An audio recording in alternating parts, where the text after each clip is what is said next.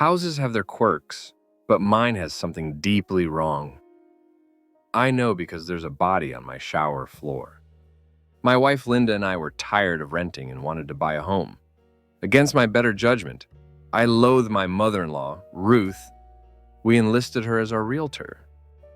Ruth's constant criticisms and my passive-aggressive jabs made the house hunting miserable, especially after she rejected 2 other homes. The third house was a rustic, isolated relic from the 1970s. We loved its weird character, but Ruth was predictably disdainful. The elderly owner seemed preoccupied and only showed us one shower in the main bathroom, a strange room of red and pea-green tiles.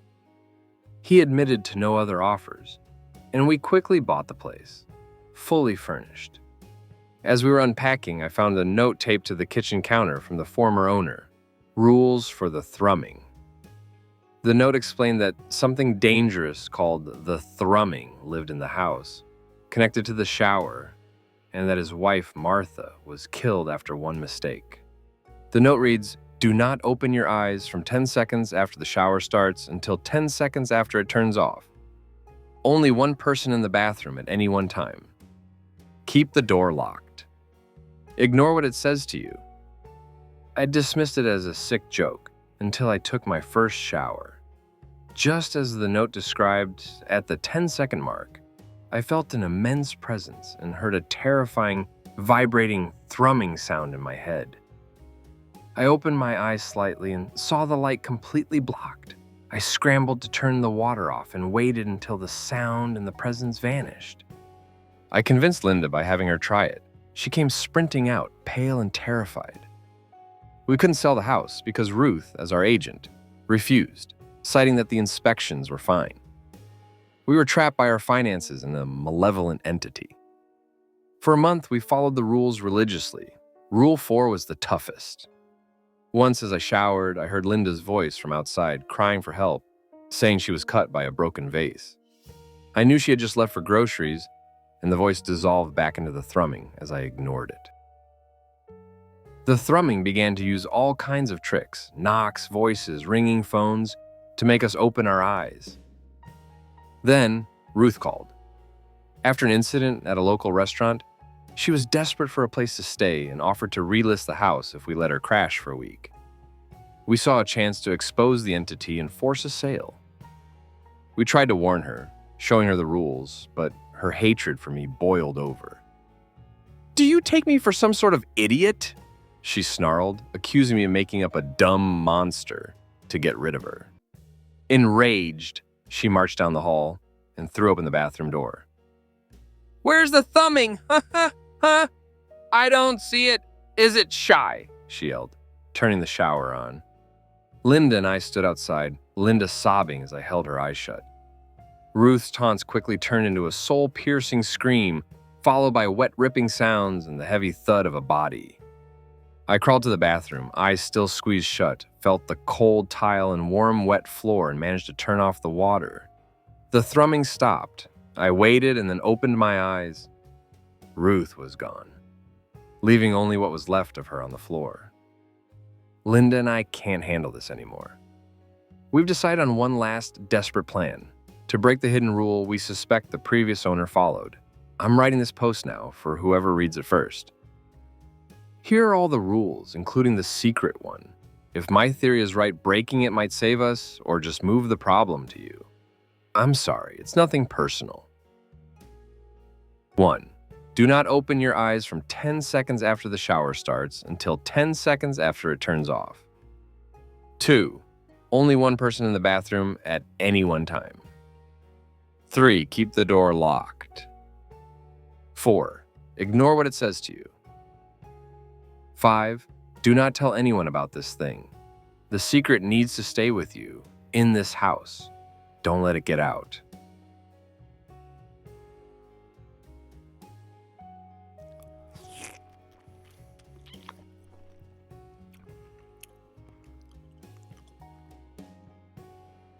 The 1st of October in a small Oregon town is a day I'll never forget. My 12-year-old daughter, Zoe, was playing in the backyard. her caramel-toned face alight with joy as the autumn leaves fell. A light rain turned into a downpour, and when I went to call her inside, she was gone. She had vanished into the woods behind our house. My husband, Reuben, and I searched for hours until nightfall, the unsettling feeling of the woods intensifying our panic. The police wouldn't help since she'd only been gone a few hours. After 8 terrifying hours, our bright-eyed girl reappeared at the door unscathed. She was trembling but placid. "I thought I heard something in the woods, and I wanted to see what it was," she said, quickly adding, "I'm just very hungry." She had been missing for 8 straight hours, yet she seemed only mildly confused. In the days that followed, a seed of doubt was planted. Zoe's ravenous hunger was unusual. She ate everything, asking for thirds. Then old Mrs. Whitaker, our neighbor, came looking for her missing cats, which only amplified my worry. On the 3rd day, the principal called, hysterical. Zoe had been expelled for licking a student and trying to bite another. On the drive home, she only offered the same chilling explanation, "I'm just hungry." A foul, rotten stench now emanated from her room. That evening, terror struck when I heard slurping and chomping sounds from behind her door. Later, I watched in horror as Reuben and Zoe calmly walked out of the back door and vanished into the woods. Hours later, they emerged, unscathed and unbothered, sitting at the dinner table. I sat there in silent dread as they both ferociously devoured their food, with gluttonous sounds of grinding teeth. Reuben had returned changed, just like Zoe. In the days that followed, the kitchen was emptied by their insatiable hunger, and the odor of rot permeated the house. Mrs. Whitaker and her cats were never seen again. I was abruptly awakened by Zoe standing over me. Her cheeks were smeared with speckles of blood. "Come downstairs, Dad and I want to show you something in the woods," she smiled. Following her down, I gasped in horror. Reuben was hunched over the dinner table, gnawing on pieces of his own flayed arm. The kitchen was a blood-soaked mess, with what looked like the remains of Mrs. Whitaker's cats strewn about. "Bon appetit," he said, tearing through his own flesh. I screamed and ran for the door. Zoe pounced on my back, biting and snarling like a feral cat. I managed to shove her into the basement, where the remains of old Mrs. Whitaker lay scattered. I slammed and locked the door. Outside, Reuben attacked, pinning me down, his hands tightening on my neck. Desperately, my fingers closed around a wooden handle, a shovel. I swung and his body collapsed, unconscious. Adrenaline-fueled, I was drawn to the ominous woods. I found a trackless path that opened to a sparse area with an unnatural circular patch of grass. Encircling it stood an old crumbling statue, emaciated and skeletal, with a deer skull for a head and gnarled antlers, the Wendigo. A great fear surged through me, then exploded into blind rage.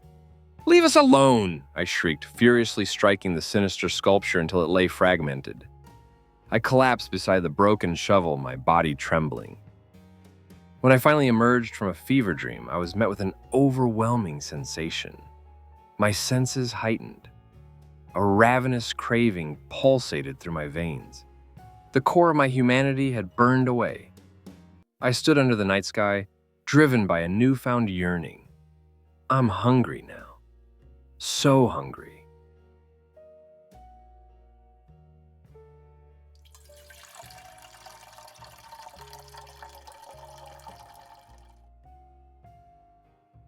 "I'm so thirsty," the words echoed in my head. I stood at the kitchen sink staring at the running water, yet unable to drink it. I was trapped by the memory of a homeless man I'd seen just a few nights ago, an image vividly, sickeningly ingrained. The second time was worse. On the bus ride home, we stopped abruptly. In the middle of the road, the same man was on all fours. He snatched up a rat, bit down hard, and to a chorus of screams from the bus, he sucked the fluids from its exposed, mangled back. He then threw his head back and yelled, "I'm so thirsty." For 2 days now, I've had a dry, nagging pain in my throat. It wasn't a cold, It was a desperate, unquenchable thirst. Water, juice, coffee, everything tasted wrong, rancid with a foul, sulfurous edge. Drinking felt like swallowing acid. I was getting desperate.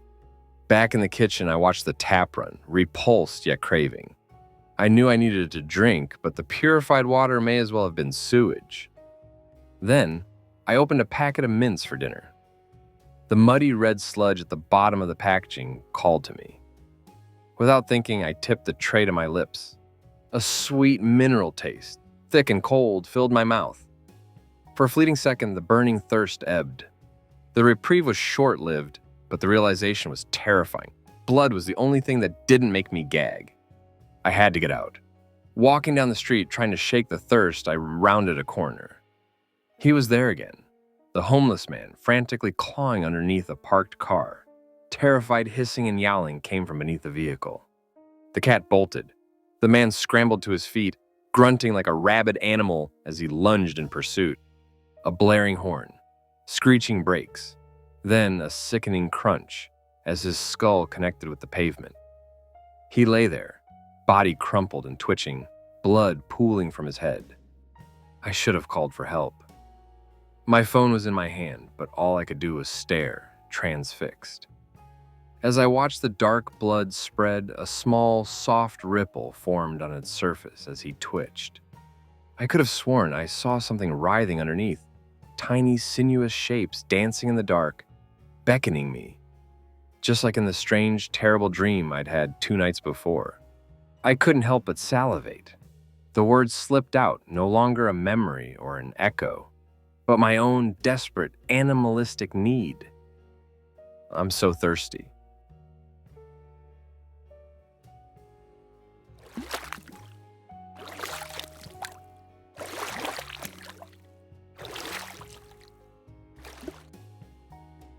The rotblat, a segmented creature with glistering fins, flubbered into the headlights 60 feet away. Becker, a veteran submariner, held me back. It can't see.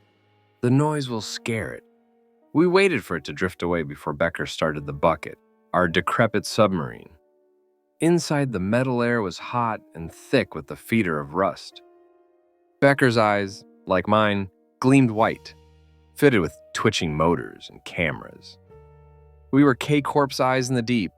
He confirmed the rotblat was headed for the rig. "You've got nothing but time," he said, as the distant rig began its mechanical moaning cycle. Thumpa, thumpa, thumpa. We followed the creature until a colossal barnacled support beam loomed into view, the outskirts of the rig. The rotblat latched onto the metal beam, unfurling its proboscis to feed, its translucent body showing rust churning inside. "Imagine tens, hundreds of them, all slurping away," Becker murmured. "One of 50 supports gone." Our job was clear. Becker deployed a brass riveted arm from the bucket's hull. With a sickening flash of blue discharge, he electrocuted the rotblat. The creature boiled away in a thunderclap of electricity. Later, chewing pupae, Becker and I exchanged sharp, class-based banter. He saw through my privileged North Boy veneer, while I observed the black marks on his neck marking 16 cycles of duty. I tried to shut my eyes, but K-Corp's implanted cameras warned me with a wave of galvanic pain, reminding me who was in control.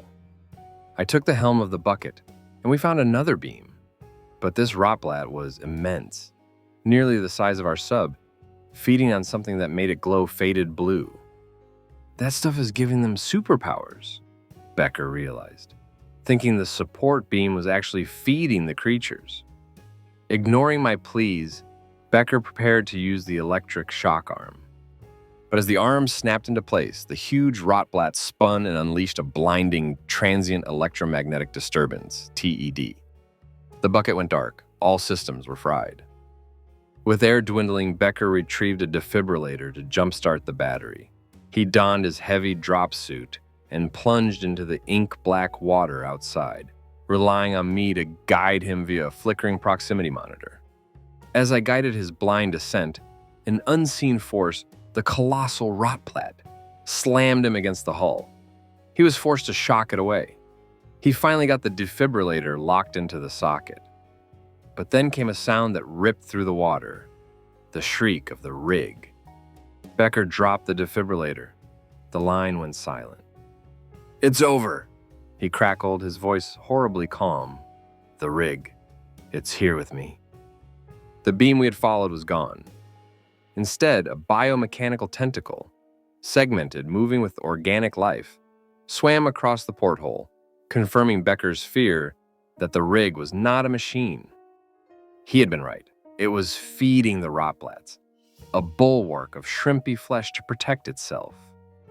Becker, now completely unhinged by fear and the proximity of the creature, pulled out his detonator, a last resort device intended to destroy the drop suit and everything around it. He tore out the orophone, severing our connection, and floated toward the darkness where the rig writhed. I screamed, knowing the blast would kill us both. Before he could press the button, the black tentacle lurched. Ropey feelers sprung out, wrapping around the drop suit and knocking the detonator away. The colossal body of the rig unveiled itself, a vaster, incomprehensible cloud of abstraction and tentacles. Two immense yellow eyes flickered to life, illuminating Becker. The tendrils squeezed, deforming the suit and its occupant. Pop went the weasel. Red grease, rags, and shrapnel filled the water. My flash lamp died. I am alone, floating in the cold, thin-air darkness, awaiting relief in this limbo realm. Still alive, still praying.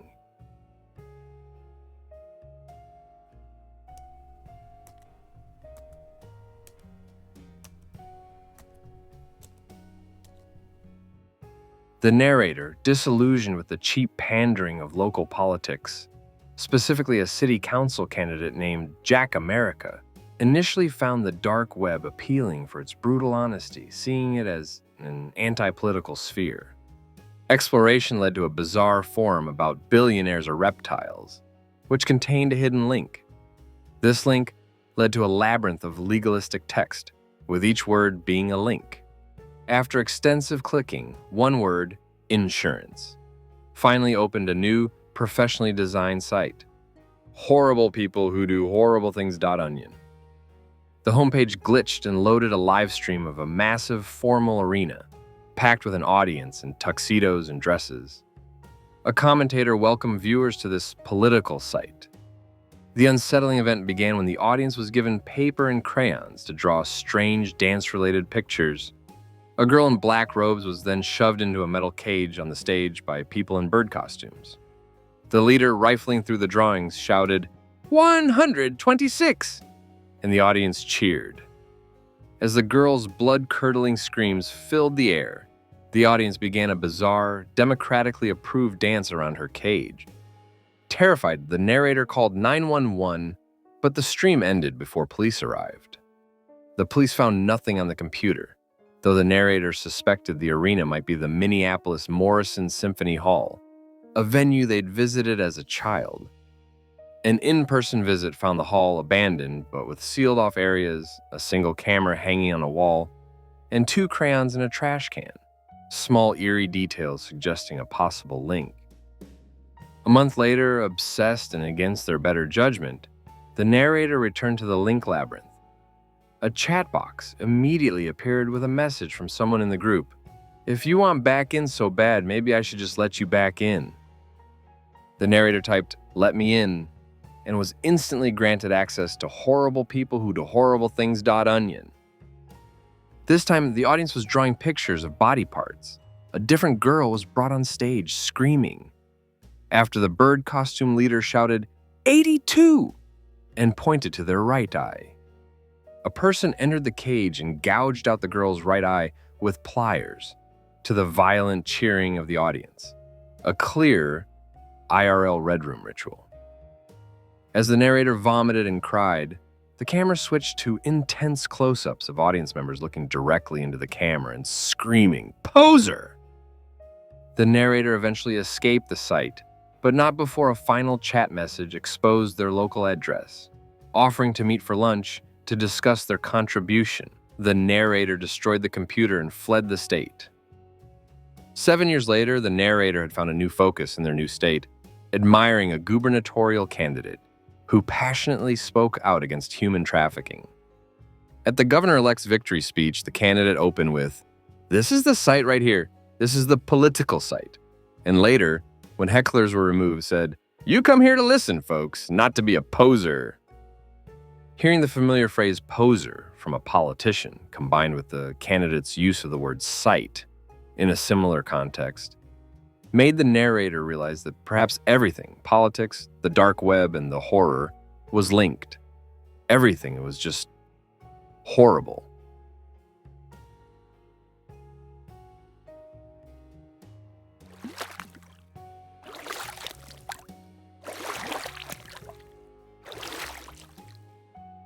I was chosen for the feeding today. There was no warning, no letter, no call. One moment, I was walking through a doorway. The next, I was kneeling on these weather-pitted stones. Others simply woke here or stumbled in. It's all speculation based on cryptic whispers from the fog-soaked pines, too late to be a warning. I can't tell if I've been here minutes or weeks. My watch is still. The fog suffocates me and I can walk miles without leaving my starting point near the pond of decay, as I've named it. The stench of decay is an odorous doorman, subtle at first, then overwhelming with every gentle breeze. Ripples spawn from the center of the putrid water, rising to cover my bare feet. The water is uncomfortably warm, and chunks of raw ground meat, chum, greet me from the shallow depths. I kick a writhing piece back, and the water rushes in, now nearly to my knees, bringing more squirming fragments. The whispers are useless. Don't let it find you, they say. But I know it will always find you. I wade chest deep in the macabre pool, losing my footing as the source of the ripples grows closer. The depth increases. I wait. I'm exhausted from treading water and meat. My head dips, and the whispers of those who came before me are drowned out. Just as a cramp forms, a wrinkled, fleshy mass touches my feet. Then I'm violently pulled under. I inhale the warm waters, teeth tear my Achilles tendon to shreds. I scream, the air escaping in a symphony of bubbles, the last piece of me to break the surface. Drowning won't bring release here. Only the choking grasp of starving for air awaits. The beast gnashes its way up my body. With its mouth around my chest, I see the thousands of soulless eyes lining its leviathan body. Twist after twist, my jaws torn, my skull cracked, my eyes sliced open. The last number I remember counting is 1,750 before being violently reintroduced to my original world. The physical mark is gone, but the helical pattern is engraved in my bones. I didn't come back whole. The Leviathan takes a piece of your mind, heart, or soul. You too will tread these waters one day, friend. You will not come back whole.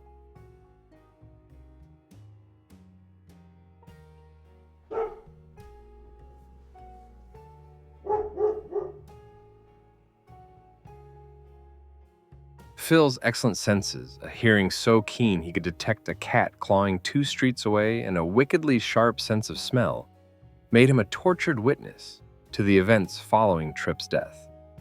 His former friend Lisa now smelled not of her usual sugary sweetness, but of fire and loam, death and flood. Phil was suffocated by his suspicions and the self-inflicted agony of his inaction, sleeping under the same roof as the friend killer. Grief twisted his mind, sparking violent fantasies and the constant, desperate itch under his skin. She did this.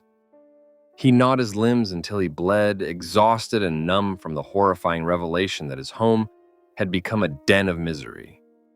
He sought comfort in Tripp's blanket, breathing in the sweet memory of their camping trip until he finally drifted into a deep sleep in a vivid memory.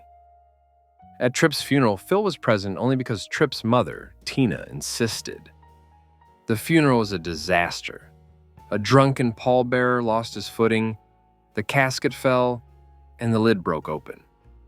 In a panic, Phil dropped to his haunches, tears blurring his vision, and began licking Tripp's waxy, made-up face.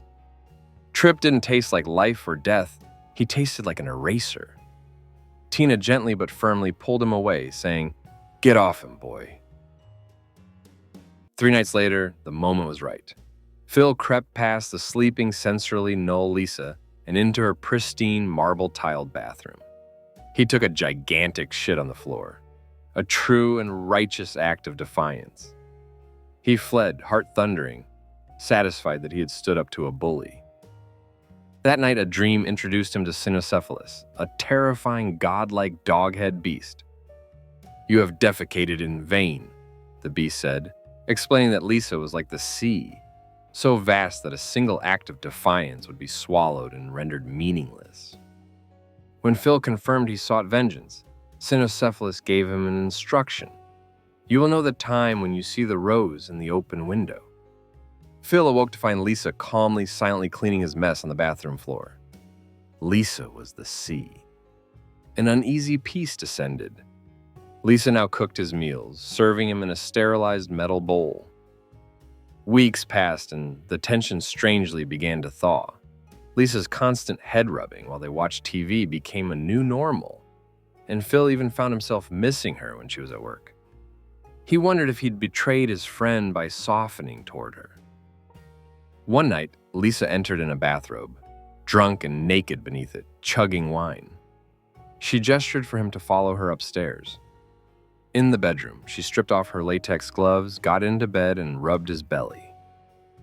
"I don't know if you love me, Phil, but I love you. And I know you know what happened to Tripp had to happen," she whispered, her breath hot on his neck. Lisa then announced, "I'm going to open a window. It feels warm in here." As she lifted the window, the rush of air blew the door open, flooding the room with yellow light. The light shone on Lisa's backside, revealing a tattoo of a rose. Phil's teeth were bared, and he was growling. He was no longer pretending to be asleep. Later at the scene, Detective Q. Williams and the medical examiner, Dr. Roisman, discussed the accidental death of Lisa, who had fallen out the open window. "The broad," Q said, confirming to the doctor that Lisa was the person of interest in the death of her fiancé, who was found burned and stuffed under a rock.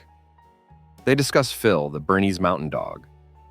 "Animal control's coming," Q said, "but the Vic from the crick, his mom's adopting the pooch." Dr. Roisman noted, "Bernese mountain dogs are God's animals, loyal."